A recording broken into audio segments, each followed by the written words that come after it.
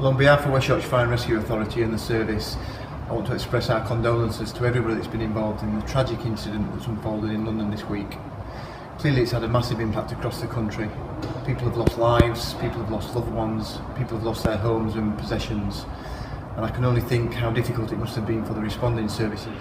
So we understand at this time that residents in high-rise blocks will be concerned. We have around 400 high-rise blocks across West Yorkshire.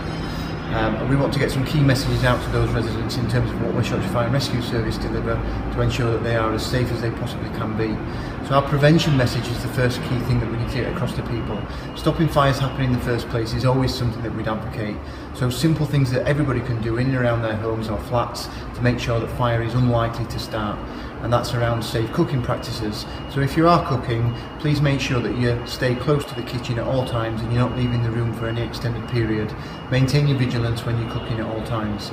If you do smoke, please ensure that you fully extinguish your cigarettes and never smoke in bed.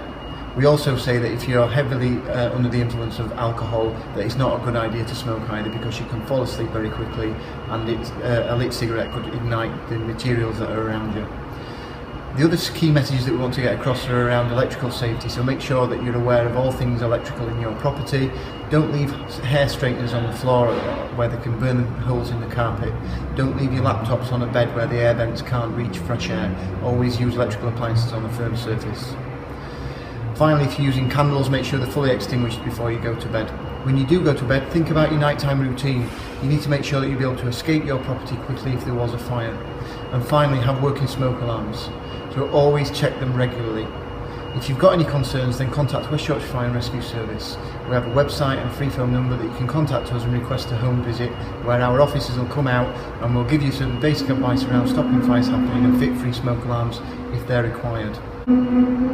Finally, it's our response activity that makes everybody as safe as possibly can be. The fire engines are there for a reason, and our crews are trained and equipped to deal with all manner of emergencies. In a high-rise fire scenario, we're well aware of the challenges that this gives our crews. Our crews are trained, they're dedicated, and they understand exactly what their role is in high-rise fires. In the vast majority of cases, fires in high-rise buildings are contained to the flat where the fire started. It's exceptionally rare that the fire spreads from that flat. So our advice would be, if you are in a flat that's not affected by the fire and you feel that your safety is intact, then remain in your flat, and if the fire and rescue service are in attendance, then they will access the flat on fire and extinguish the fire. If you feel that your safety is compromised and you're being affected by smoke or heat, then assess the safety yourself, and if you can escape the property, then please do that if you need to. Thank you.